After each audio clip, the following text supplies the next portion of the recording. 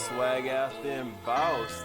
And welcome to another edition of the Sartorian Geek Podcast by Webster Style, where we talk about bow ties, comic books, and everything in between. I'm your host, Webster Style, the man, the voice, the fragrance, coming back one more time. And let's jump right into the download. Now, this is a game that I've had on my radar for a little bit because of its uniqueness, especially with it being a series that has not graced Western shores before. And this one is Sword and Fairy Together Forever. It is dropping on the Xbox platform. Specifically, it's on Game Pass. Now, it is an RPG series that hails from China, and apparently there are like 7 other games before this one, but this is the first one for, I believe, the current gen / next gen systems. And it is one that, just upon looking at it, is very beautiful, very visually stunning, and offers something different than, in my opinion, a lot of the RPGs that are out now. Now, Sword and Fairy Together Forever is about the relationships between humans, deities, and demons. Our story revolves around a young woman named Yu Ongshu, one of the last remaining members of the elusive Mingshu sect, and Wu Ziwu, a deity who has lost the divine sword and must remain in the human world. The two warriors form a symbiotic bond and must stick together throughout their adventures as they discover new allies and mortal enemies. I really like the premise of the story, and just looking at the gameplay, I'm really excited for this to drop this week on Game Pass, as it is a game that I'm looking forward to, and it's going to offer something different than a lot of the RPGs I've played in recent memory. So that is my take on Sword and Fairy Together Forever. I hope it lives up to my expectations. Talking about expectations, let's talk about my interview with Zerella Skies. Zerella Skies was a fascinating person to interview, because she is so young, and the fact that she started in the adult industry so early. Like, she started camming when she was in high school, when she turned of age. It's really fascinating to talk to her, to see how she lives in a world where producing adult content was, there are a lot of the taboos that were there, particularly for people of my generation, your generation, when it comes to that, just were not there with her and those around her in many respects, at least not when it came to her peers, those that were her parental figures and whatnot. As you'll see by the interview, there were issues there, but all in all, I really enjoyed my interview with her. I really love just her sense of self and awareness of who she is. So check out my interview with Zerella Skies. I'm here with the lovely Zerella Skies. Zerella, how are you today? I'm good. How are you? I'm doing well. I can't complain. Now, one of the things I was wondering about, where did your stage name come from? And when I saw where it came from, I got excited. Not so much for the second part, for the Ella Enchanted, because that's a movie I've never seen. I'm familiar, I've just never seen it. But you love Zelda. That means you're a gamer, and I like that aspect. So what is the first Zelda game you remember playing? I'm not even gonna lie to you. I'm not gonna front, not gonna cap at all. I'm gonna be straight with you. I've not played a Zelda game yet. I just used to watch it on the TV of YouTubers playing it. Oh, okay. I'm more of a Mortal Kombat, Dynasty Warrior fighting type. Oh, Dynasty. Okay, all right. You don't hear people throw out Dynasty Warriors too often. I love it. I love that game so much. I'm addicted. Okay. So, all right, you didn't watch Zelda, or you didn't play, but what are some of the games that really got you into really loving the world of The Legend of Zelda? Well, I really love like the fantasy of it, like the pop and the colors. Okay.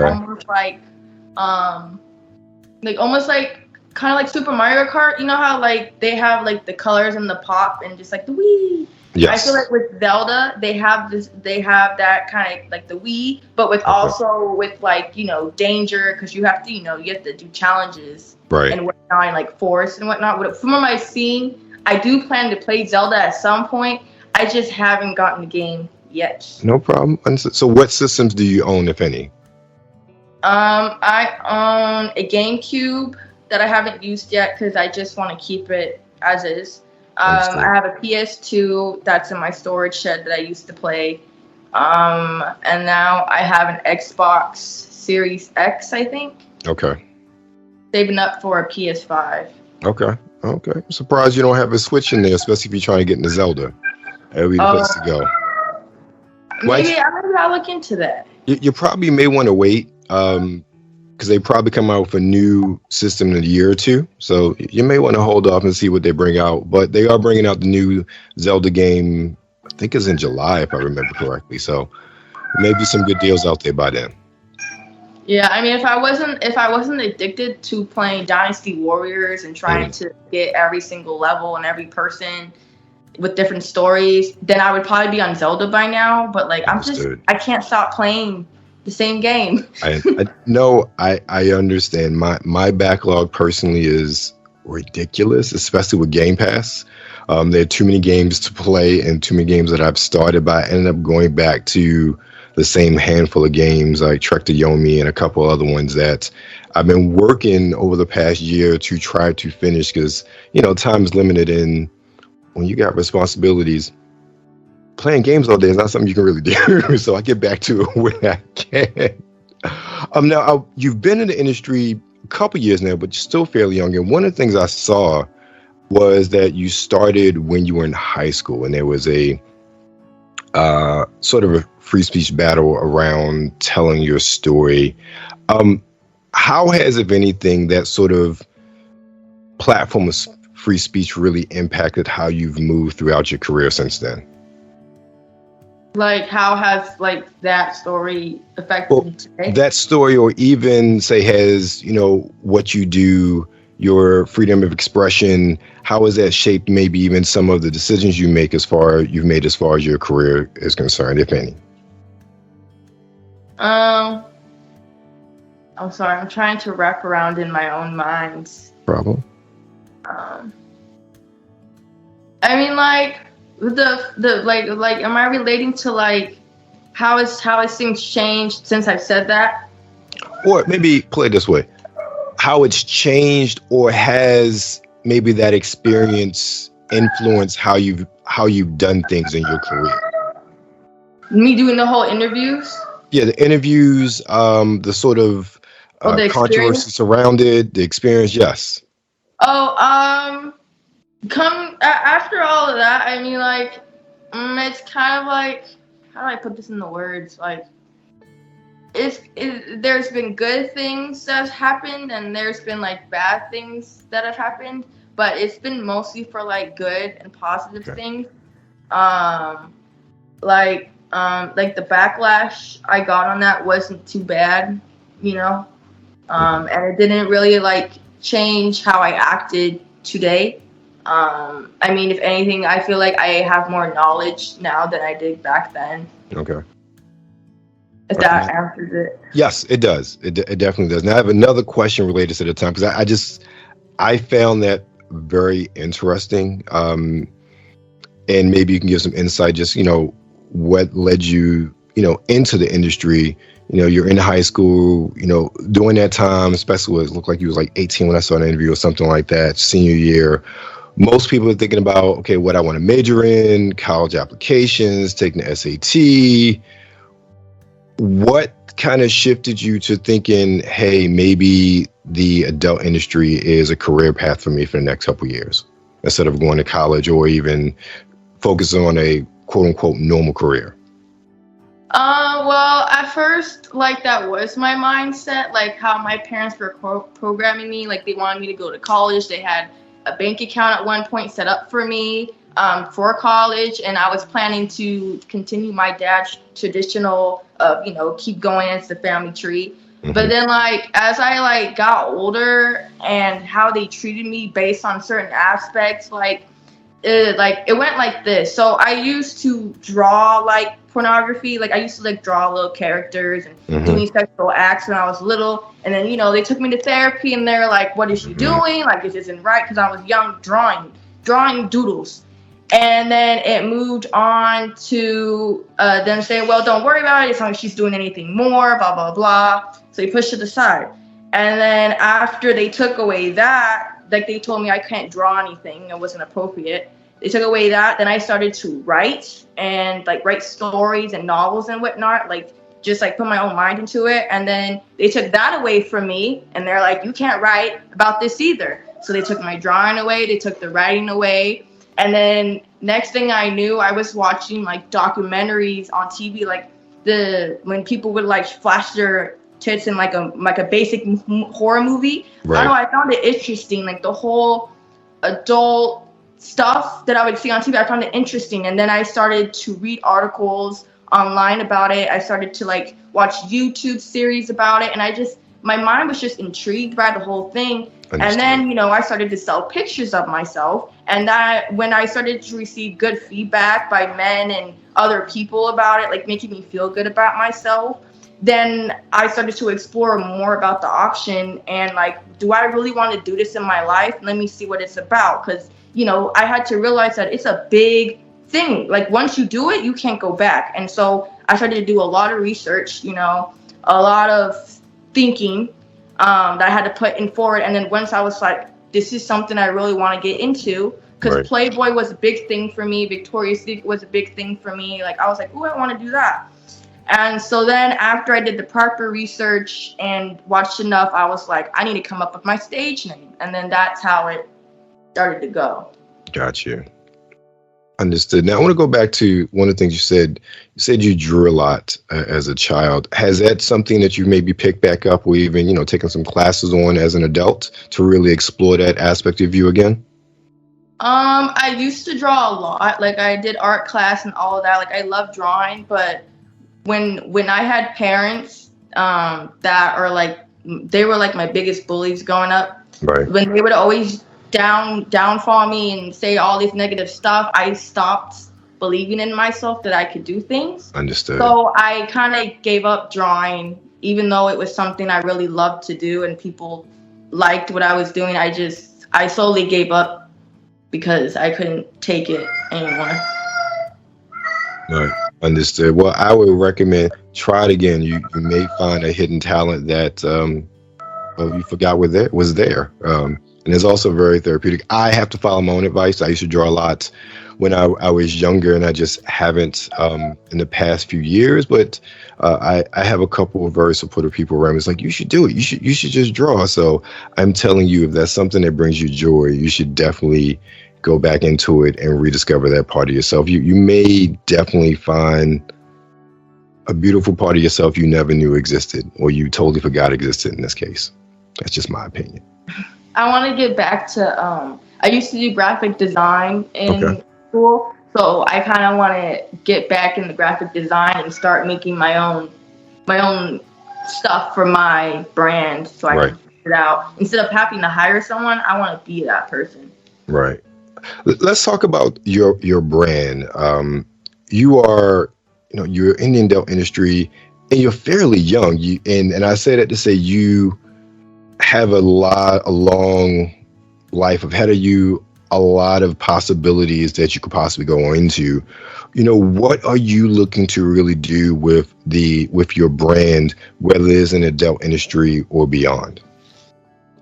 With my brand, since I also do fitness, I really want to expand my whole self into a person that motivates health and fitness, mental health, and also knowledge on the sex and adult industry. I really want to have a full spectrum of things. So based on how things go, I'm going to build my brand from fitness, physique to mental health issues and LGBT and then also the adult industry as well, so I can hit multiple bases. Gotcha. I kind of forgot the question also, because I was going to continue, but I forgot. That's all right. That's quite all right. One of the things I was going to ask about your physical fitness, I noticed just from a lot of your postings, you're in the gym a lot. Where does that desire to be in the gym, to be physically fit, come from you? When I was little, I first hit the weight room in middle school, 7th grade, and when I was doing pull-ups on the bar and everybody was looking at me crazy because like I'm a girl doing pull-ups like the guys were, Right. and I loved how it made me feel. I loved how people, encouraged me and were like, woo, like I loved the feeling of, being good, and it made me feel good. So I ended up like loving the gym a lot because I started, seeing muscle and whatnot, Right. and strength. And I think it really came of how it made me feel because of how people were like reacting to it in like positive light. And it made me feel loved, and wanted in a way. Okay. Understood. I totally understand, especially the feeling good part and the mental health part of it as well. And how that really makes you feel. Now, what's a typical, like, how often do you go to the gym?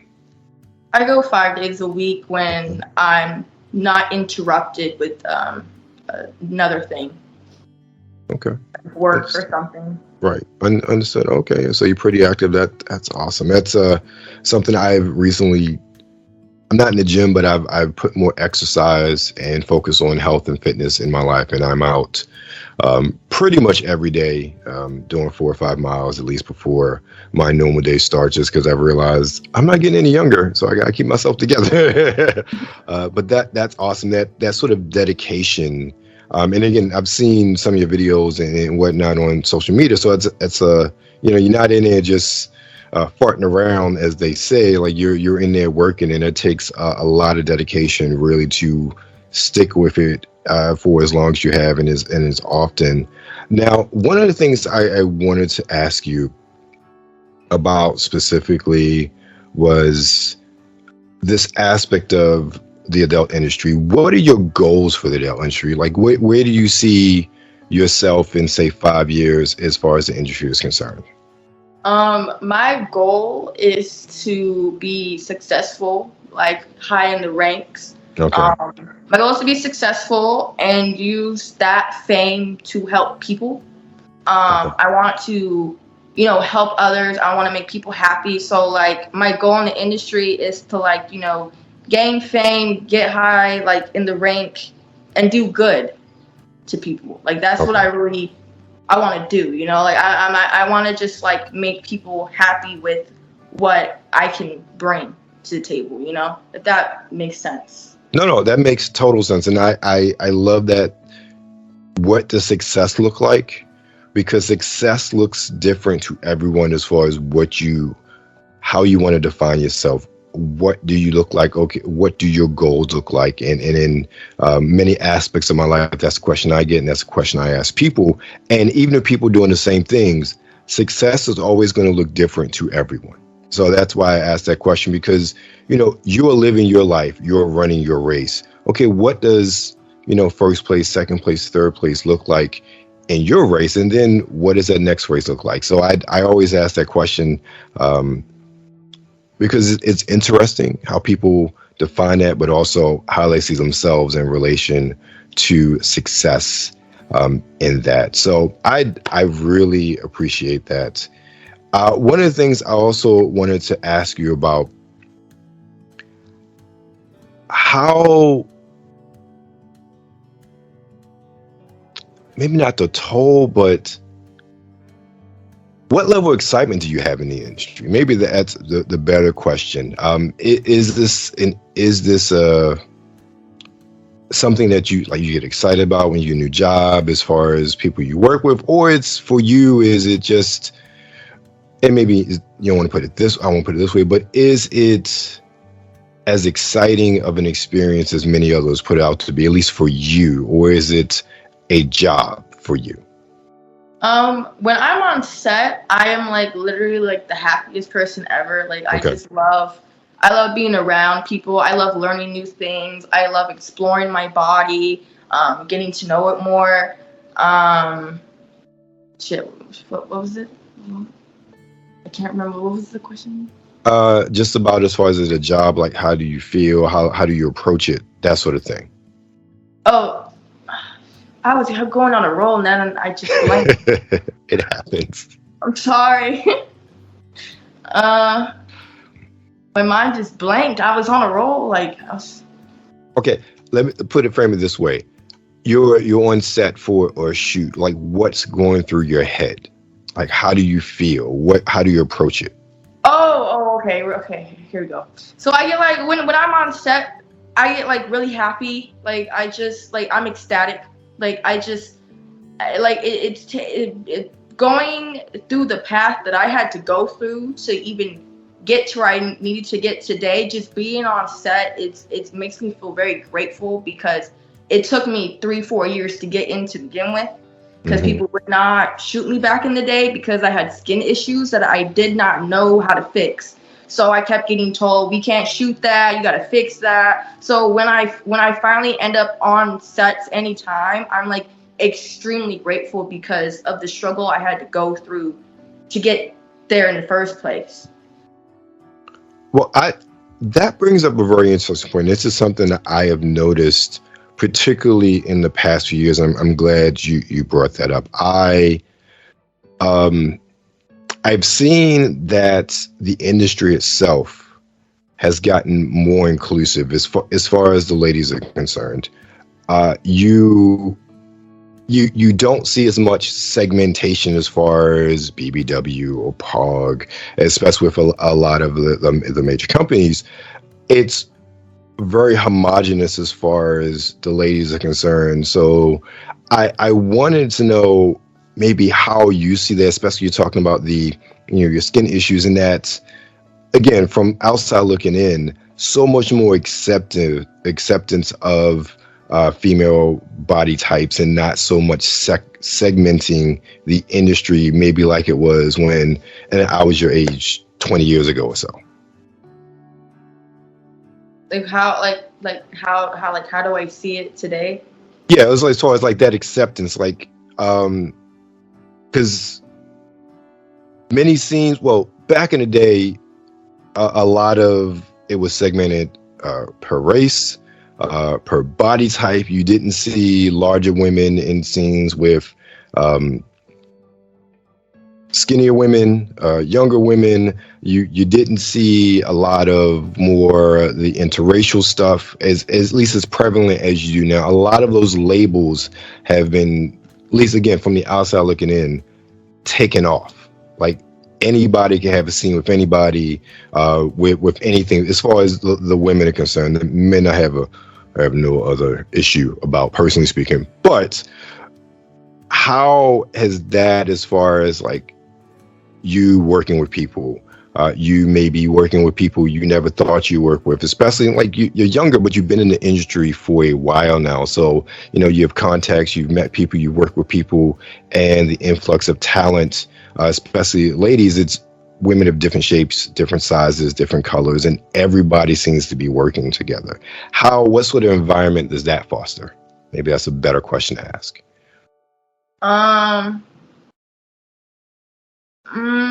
I hope I answered this right. Like when I first was like looking into getting into porn, I thought it was like, oh, you can get into porn super easily, like as long as you can just get in. But then when I first tried to get in and dealing with my skin issues, I learned that the porn industry is actually super picky on letting people even on set to begin with. Right. And so over those 3-4 years that I was trying to figure out how to like make my skin better for camera and whatnot, trying to fix everything because I didn't know what to do. I've learned that like to today that a little by little, I've noticed small changes. I noticed some girls that have the issues that I was having 3-4 years ago that I was getting rejected for. I'm slowly starting to see that today, just a little bit, but I feel like that there's still a lot of problems going on with like still they're still focused on the girl next door when there's people that want to see more than that. Like example would be girls with tattoos. They're not getting booked as much because of their tattoos. And I think that's crazy because I mean, if you really want to make money for your company and your brand, you listen to what the fans who are buying the product have to say. And looking at today, a lot of people love a girl with a tattoo. I mean, it's pretty hot. Like, and to just cut that whole area out because they have tattoos, I think that's kind of like, I don't understand. Like, I thought you wanted to make money, but you just want to stick to one thing.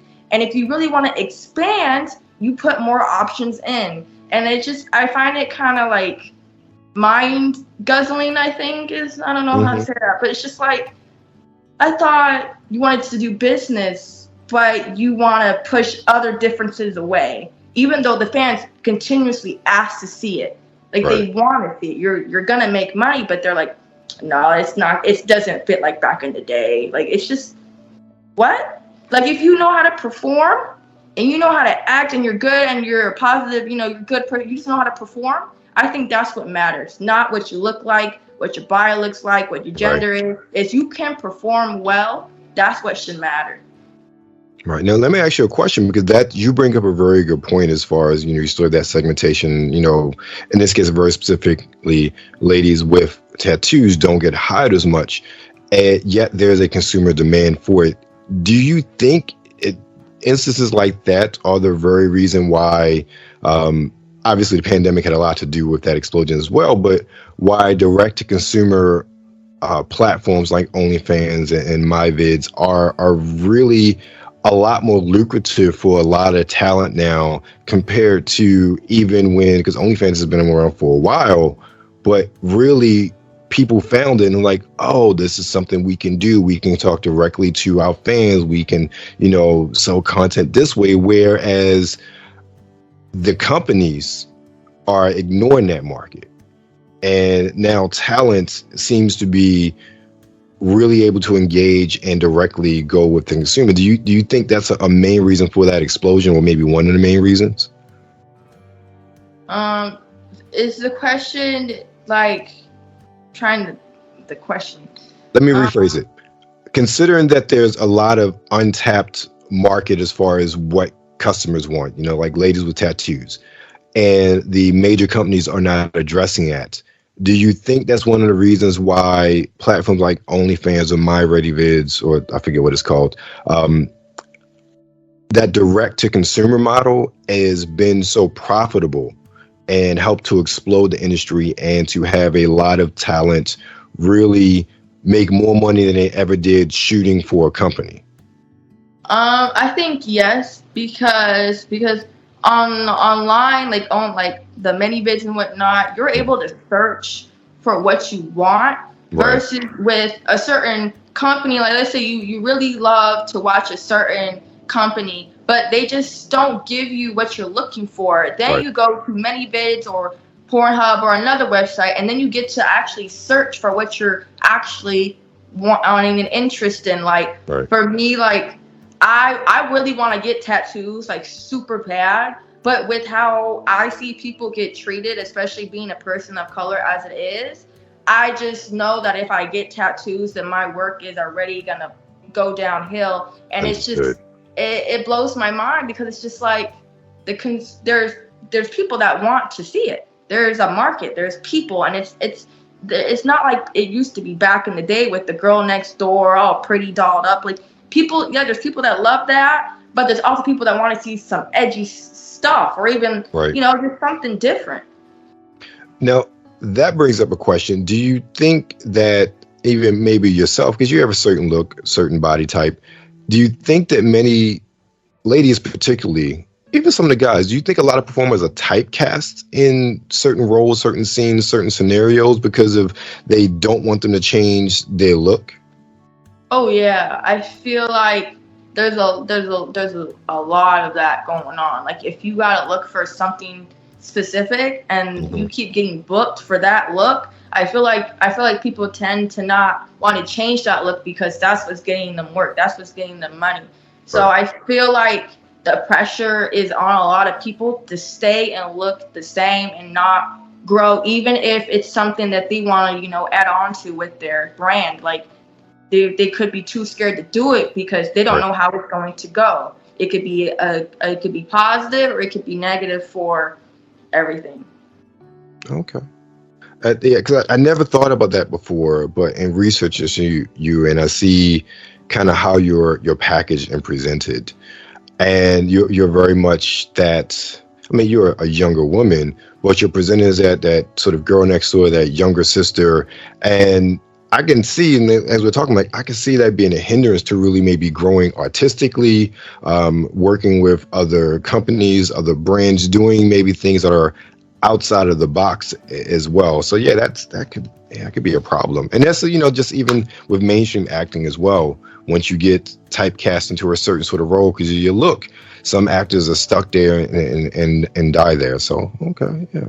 Interesting. Now, I have a couple more questions before I let you go. And again, I appreciate your time. The my brand itself is very much about style, and one of the things I am really not in love with, but I have a hobby. I collect fragrances, so I always ask, are you into fragrances at all? I'm into this one fragrance that I like. It's like I think it's Victor Rolf.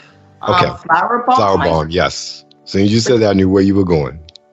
That's my go-to fragrance. Well, I have two, but it's not a perfume. But the fragrance, it's a winner. The combination is a winner every time. I combine that perfume with this product called Revive. Okay. And it's like a mango, like fruity type scent, and then with the Victor Rolf, which is like this, like romancy. Yeah, so you get a floral, fruity sort of combination with the two. Okay, all right. Sweet and fruity, I don't know. It's just.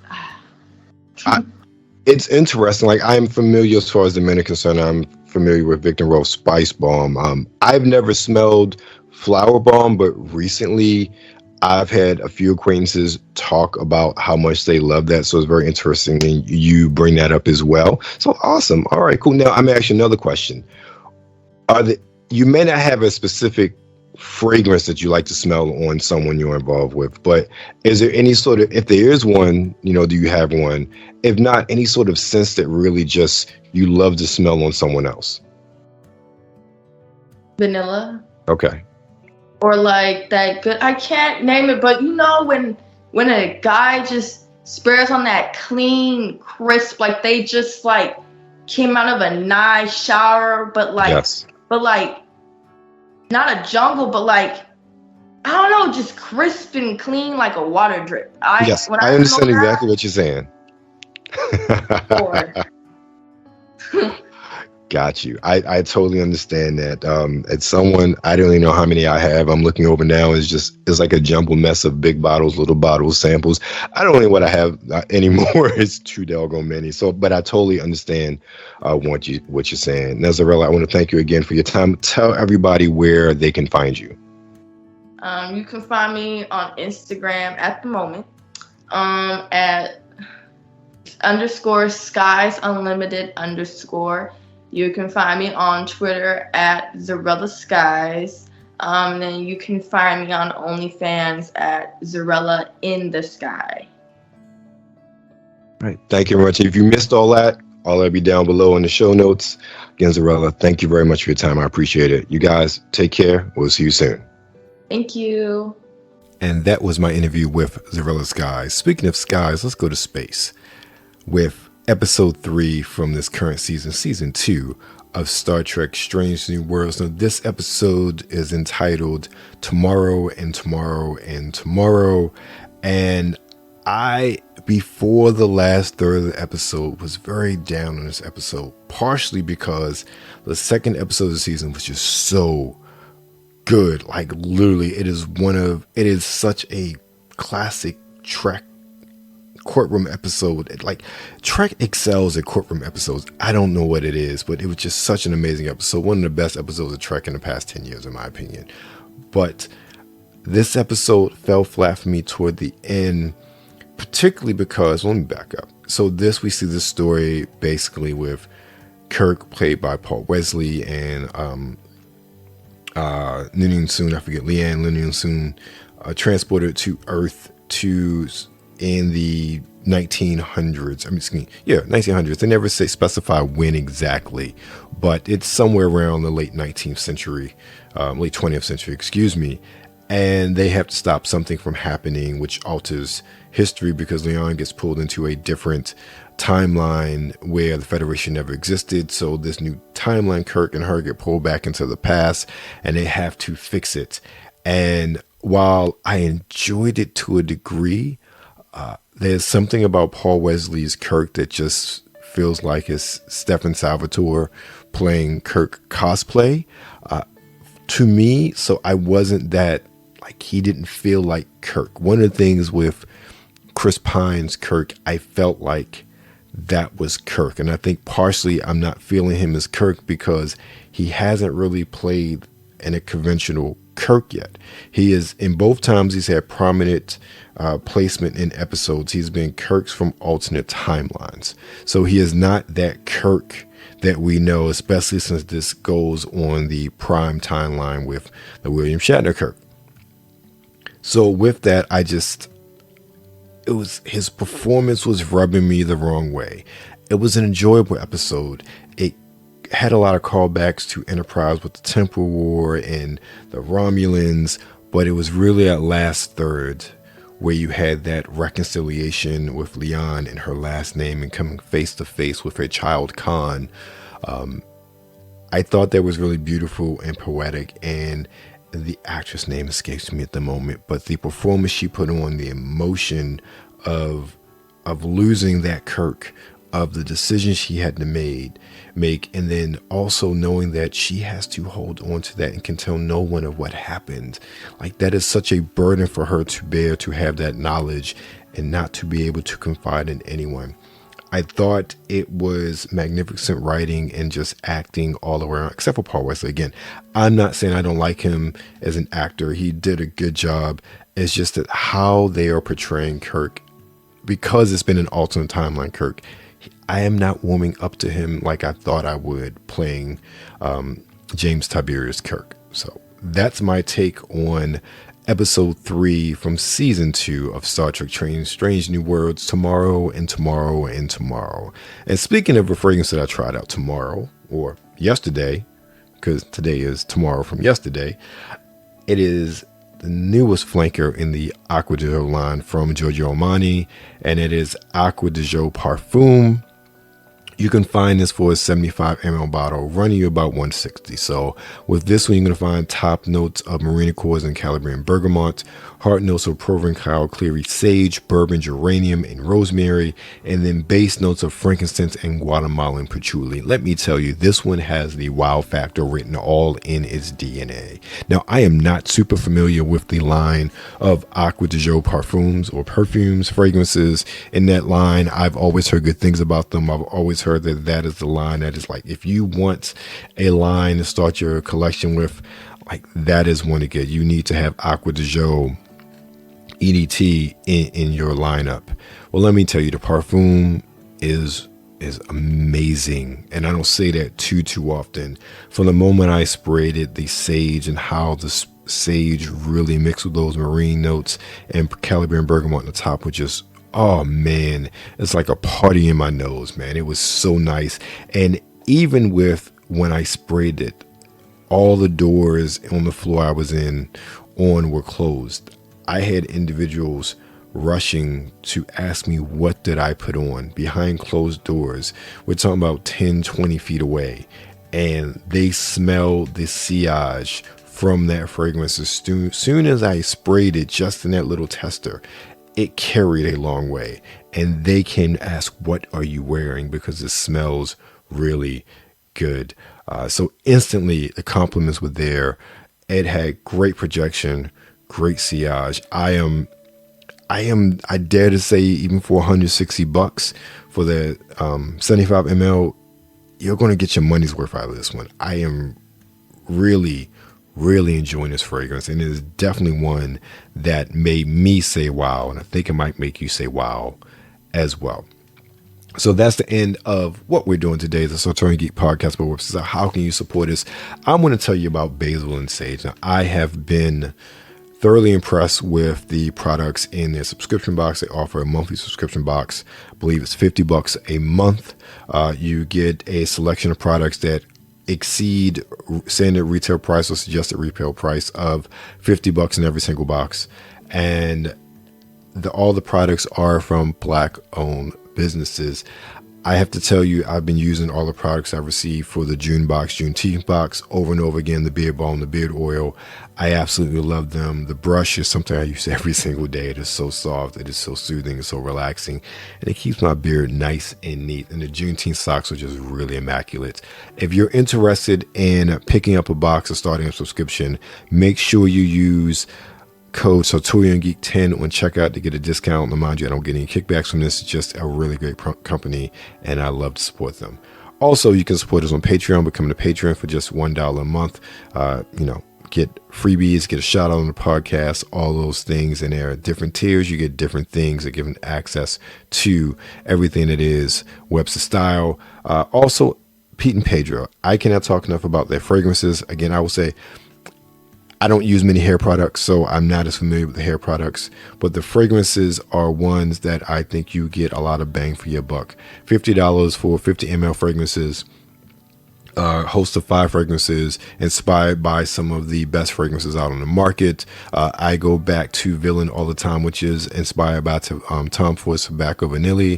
It has great projection, great sillage, and it's just one that lasts all day long. Perfect for the winter. I don't know, I might try it for the spring to see how that richness really, summer, to see how that richness really is impacted by the heat. I might wear that tomorrow. I'll let you guys know. And then also, if you're tired of syrupy sugar energy drinks, try Dubby energy drink. You get 10% off your first purchase using the code WebsterMan. Now, of course, I'm all over the internet. You can find me everywhere: YouTube, TikTok, everywhere. You can find me over at Nerds Rule the World twice a week with the NLW Checkpoint with my man Brian Sav, talking about this week's releases in video games. Also, you can find me with the Legend Kuya P and Sean Mongo, the voiceover king, talking wrestling with Kayfabe Baby, the NRW Ring Generals podcast. And you can find all those things. Also, access via social media: Instagram, Sartorian Geek and Webster Style, Twitter, Webster Style, and TikTok _Webster Style. And of course, all those things can also be found housed at the central hub for the Sartorian Geek and is WebsterStyle.com. Drop me an email, info@WebsterStyleMagazine.com. Again, thank you for your time. Thank you for your listening ear. Remember, stay safe out there and be blessed.